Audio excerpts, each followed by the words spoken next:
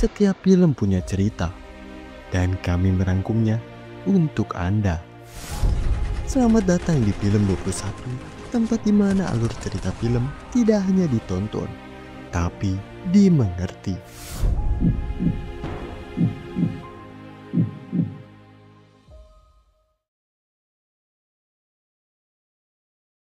Film dimulai berlatar di sebuah sekolah. Di sana kita pun diperkenalkan ada satu anak yang bernama Polly yang sendirian, tinggal dirinya doang yang belum juga dijemput sama ibunya.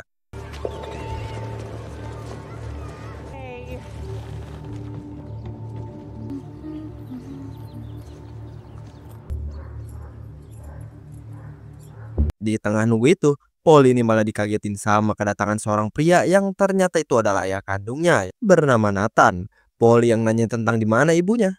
Nathan ini nyuruh si Polly buat cepat masuk dulu ke mobil.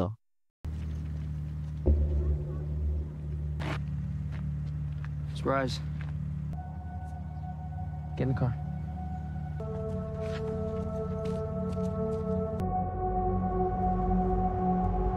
Di mobil, Polly yang takut sama ayahnya karena ayahnya ini mantan napi dan sekarang baru bebas. Serta pas si Polly nanya lagi tentang ibunya, Nathan ini ngasih tahu kalau semuanya baik-baik aja. I've started. That'd be a Blake's for me. Monster. I'm not gonna.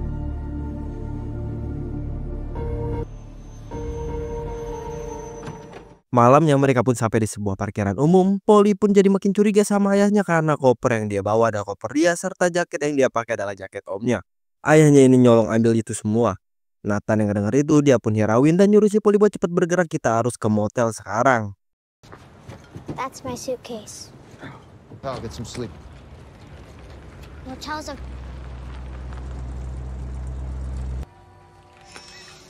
Kid, you ready?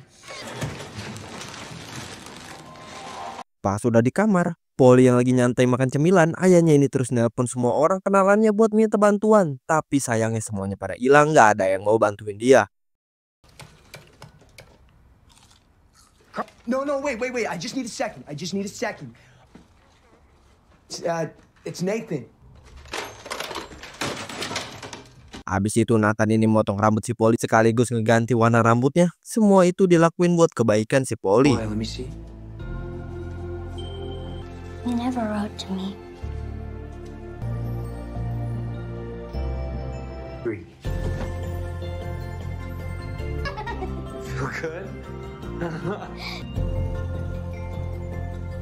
Polly yang ternyata suka sama gaya rambut baru dia. Nathan pun lanjut ngelatih si Polly buat bela diri dari orang jahat serta ngasih tahu ciri-ciri orang jahat itu. Pokoknya orang bertato warna biru dengan lambang petir itu semua orang jahat dan berbahaya yang udah nyakitin orang-orang. Off the floor, like mine. You see mine? Body. Okay. Like a door. Go on. Harder. That's how life is. Tell him! Pas tengah malam, Nathan udah tidur, Polly ini masih nonton TV dan gak sengaja dia pun malah nonton berita terbaru yang ngasih tahu kalau mama dan omnya si Polly ini udah meninggal dengan tersangka utamanya adalah si Nathan. Karena itulah bagi orang yang lihat si Polly dan si Nathan bisa hubungi nomor polisi segera.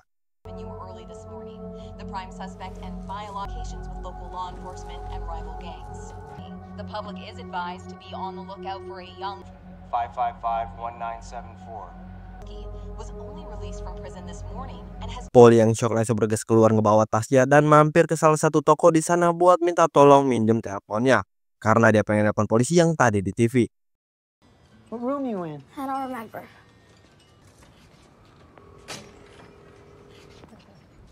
It said to call this number because you look... Pas telepon itu udah kesambung, Polly ini langsung ditanggepin sama seseorang detektif yang bernama John. Di sini John coba buat tanya-tanya si Polly tentang keberadaan si Nathan dan lokasi si Polly sekarang. Tapi di sini Polly nggak nyalahin ayahnya, dia pun ngasih tahu kalau pelaku pembunuh ibunya adalah orang yang bertato petir.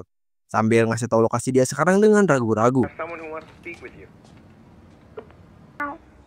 Are you hurt at all, Polly? No.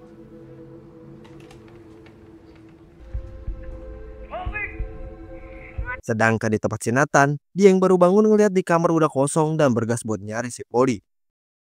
I said, don't run off like that, Polly, or you'll make me upset. Polly yang diomelin sama si Nathan. Polly ini langsung lari ke kamar sambil ngasih tahu ayahnya kalau ibunya udah meninggal dan minta sekarang kita harus cepat pergi dari sini karena polisi bakal datang. What'd you do?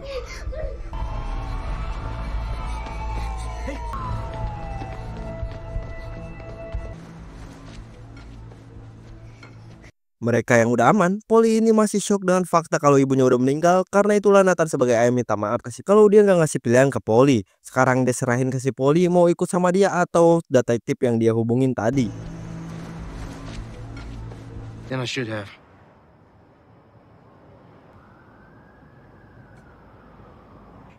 If you want to go back to that motel right now, then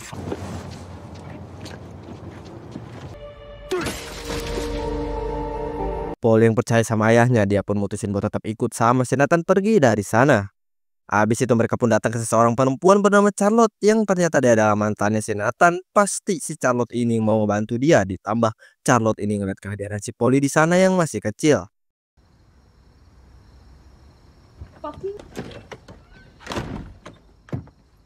Good for you, but I don't fucking owe you anything.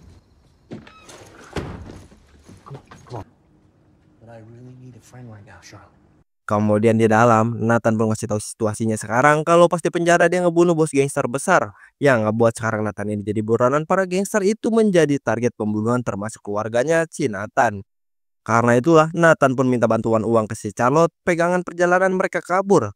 Charlotte yang denger itu untungnya dia pun mau bantu karena dia punya teman yang pasti bakal ngebantu. Especially not Nick, okay? I have his gate money. Okay, how much are you talking about? I don't know, like... Sedangkan di kantor, detektif John pun ketemu sama kenalan yang bernama Jimmy buat ngebahas tentang kematian seseorang dari gangster dengan pelakunya gangster Steel dan ada wilayah abu-abu berbahaya yaitu Slapton, lab sabut terbesar yang sayangnya jauh dari hukum mereka. Ditambah Jimmy ini juga takut buat berurusan sama dewa Slapton. The green light? And I leave it. Maybe. The biggest fucking meth lab in the Southwest in our backyard. But I'm not looking to... Kemudian kita pun balik ke tempat si Polly. Dia yang lagi main sama si Charlotte. Kedatangan seseorang bisa dibilang pacarnya si Charlotte lah. Polly pun yang lihat ada tato petir biru di tangan nih om-om. Dia pun langsung cabut dari sana buat ngasih tahu ayahnya di dalam. Hi. Good to see you. I gotta ask, what... That's a good handshake.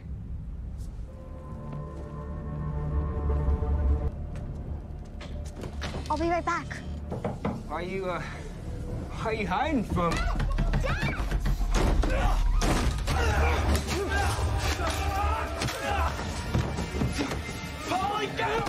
Yang karena itulah sekarang pergelutan pun dimulai.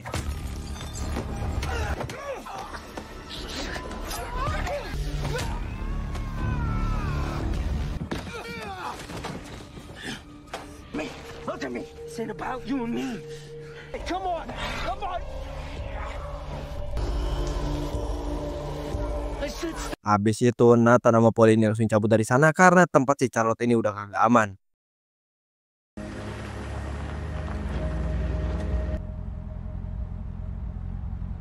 Malamnya karena uang mereka ini kagak cukup buat perjalanan ke Meksiko, Nathan pun gak ada pilihan lain. Dia berencana buat ngerampok dan si Polly pun ngebolehin dia nitip Snickers. Can I help?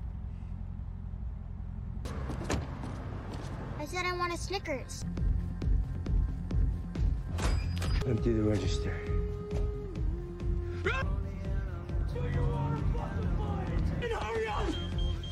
What the fuck was that? Di tengah aksi itu, ternyata ada seseorang yang datang dan ngelihat aksi si Nathan di dalam. Yang ngebuat si Polly pun gak bisa tinggal diem aja, langsung nyalain klakson mobil yang ngasih peringatan buat ayahnya.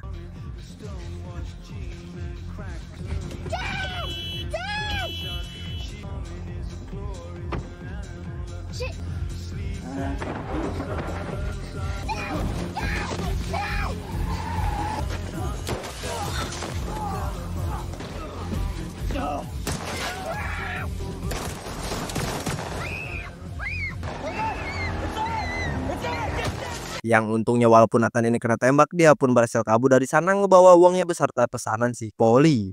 Tapi di jalan ternyata ada polisi yang dapat laporan dan berhasil nemuin mereka, yang alhasil aksi kejar-kejaran pun terjadi.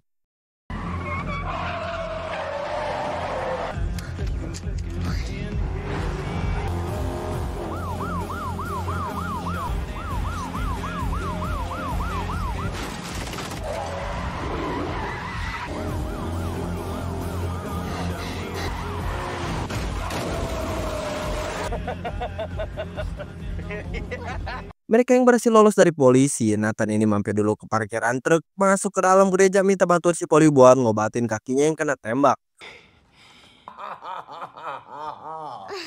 Okay. Yeah,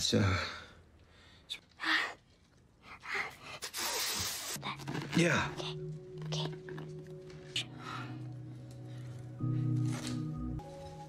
Do you like it? Habis itu, poli ini keluar sendirian buat ngebuang sampah, tapi ternyata di sana ada polisi yang ngejar mereka tadi dan berencana buat ngabisin si poli.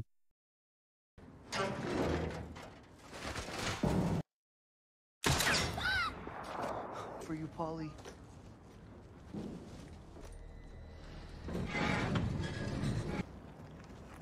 Polly.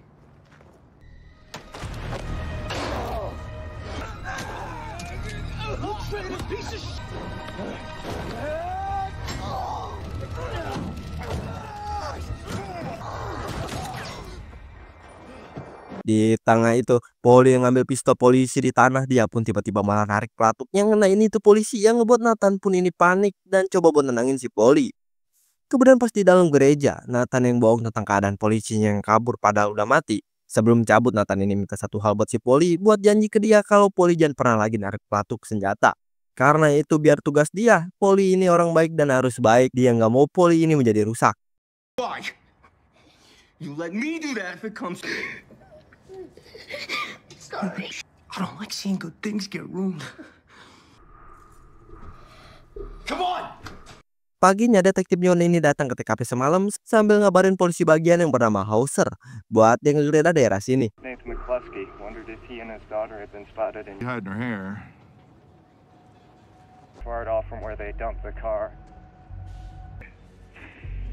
I will let you know if it's other. Dan bener aja di sana detektif John ini nemuin sebuah mayat polisi, orang yang patroli semalam. Dan pas John lihat tangan polisi itu, ternyata ada tanda petir biru. Karena tahu Nathan ini pasti belum jauh dari TKP, detektif John ini terus cari keberadaan si Nathan sampai akhirnya dia berhasil ketemu Nathan sama si poli yang lagi jalan ninggalin mobilnya.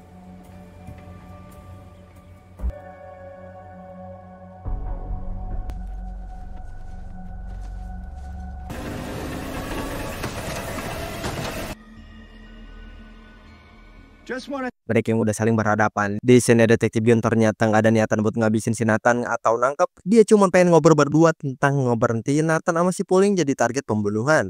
Nggak denger itu, akhirnya Nathan pun setuju. Di sini detektif udah tahu semua tentang si Nathan yang seorang anggota gangster Steel.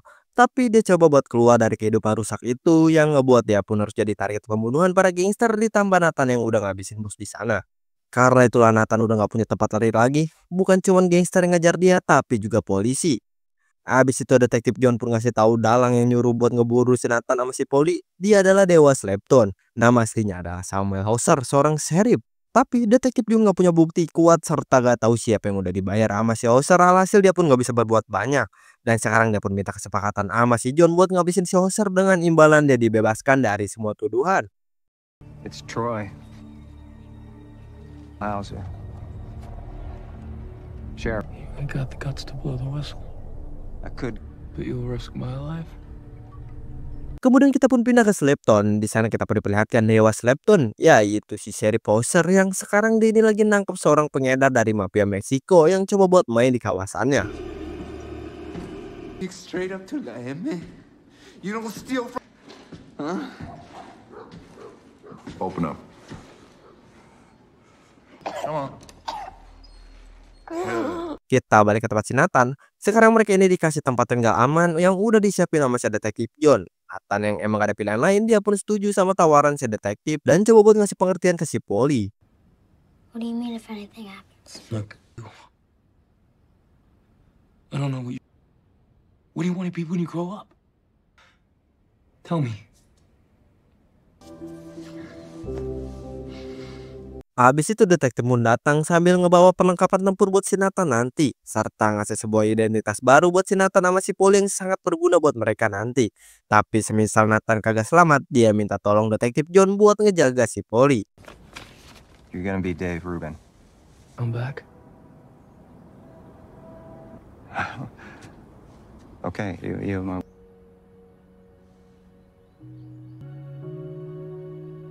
Let it go.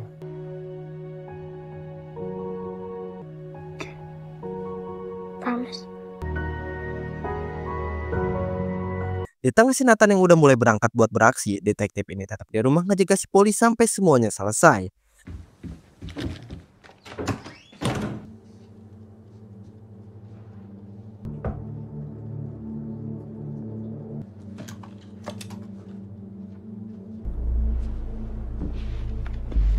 Tapi lama dari itu tiba-tiba ada yang datang yang ternyata itu adalah si Jimmy. Dan di sini terbongkar identitas asal si Jimmy. Dia adalah anggota geng Skinhead, geng di bawah jaringan geng Steel. Dan sekarang dia ini lagi ngeburu si Nathan sama si Polly juga. Karena tahu si John ini lagi sama si Nathan Polly, alhasil pergulutan pun terjadi. Oh, you think I'm them? Right, someone offers you money, you gotta take it. Eventually, there's nowhere left to look. Don't fucking touch it. Don't.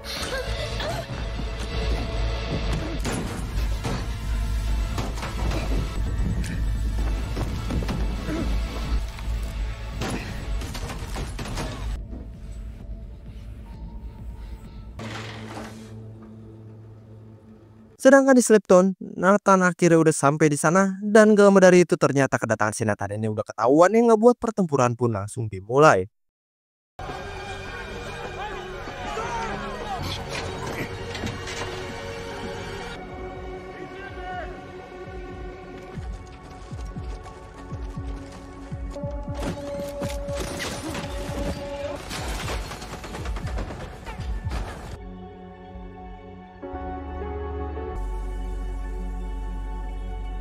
Yang pada akhirnya Nathan ini ketangkep karena dia ini bukan John Wick yang bisa solo versusnya pribadi. Dia digempur habis-habisan di sana.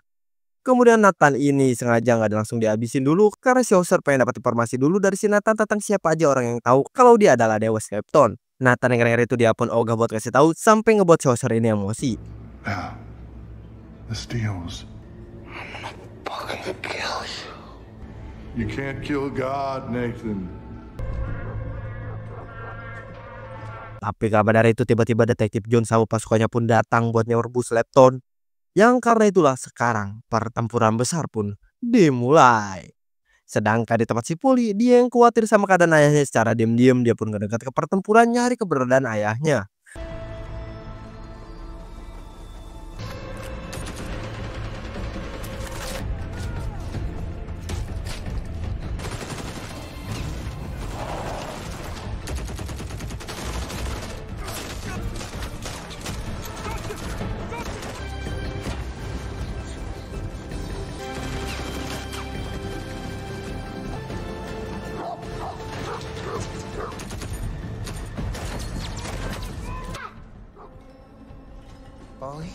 Yang pada akhirnya Polly pun ketemu lagi sama ayahnya dengan keadaan yang udah hancur banget, banyak luka. To go. The door's right over there. Let's go. The cops trying to take you away. We have to go. Dan gak lama dari itu, tiba-tiba si Hauser ini datang bercara buat nyandra si Polly yang untungnya ada di sana. Lower your weapons. Or I shoot her in the head! I swear to God! Stand down! Put the goddamn gun down! Lower your weapons! Nathan yang udah lemes banget, dia pun coba buat maksain diri buat nyelamatin si Polly yang lagi disandra.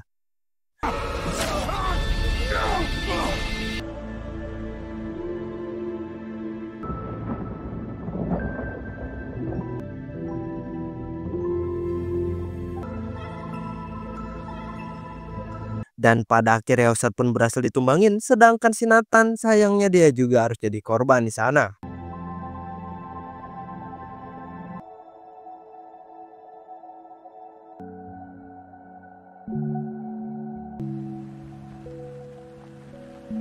Di akhir sesuai janji dia sama si Nathan sebelumnya, detektif John ini nepatin janjinya dengan ngebawa si Polly ke sebuah tempat aman nyaman buat si Polly, yaitu sebuah panti asuhan. Di sana dia bakal ketemu saudara-saudara baru yang bisa ngebuat dia ini jadi bahagia kembali. Brothers and your sisters, we're family. You need anything, you call me, okay? Come say hi to Polly.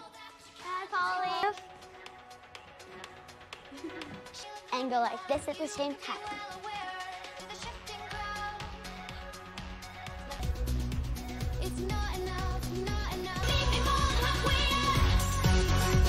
Dan cerita kali ini pun selesai. Nah, gimana nih cerita film kali ini? Seru banget kan, gokil? Coba dong komen pendapat kalian di bawah ya. Dan jangan lupa di like yang banyak, oke? Makasih semuanya udah nonton dan juga udah klik tombol subscribe-nya. See you next video, bye-bye.